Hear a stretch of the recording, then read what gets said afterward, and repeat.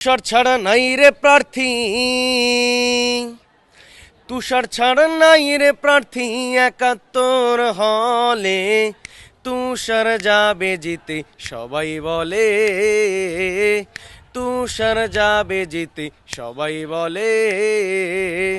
আলোর পথে আমরা চলি, সংস্কৃতের প্রদীপে জ্বালি, আলোর পথে আমরা চলি, সংস্কৃতের প্রদীপে জ্বালি।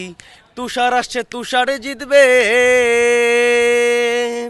তুষার আসছে তুষারে জিতবে, জয়ের মালা তারি হবে, তুষার যাবে জিতে সবাই বলে, তুষার যাবে জিতে সবাই বলে।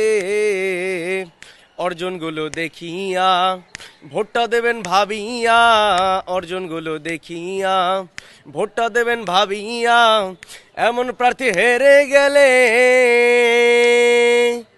এমন প্রার্থী হেরে গেলে কাঁদতে হবে আড়ালে, তুষার যাবে জিতে সবাই বলে, তুষার যাবে জিতে সবাই বলে।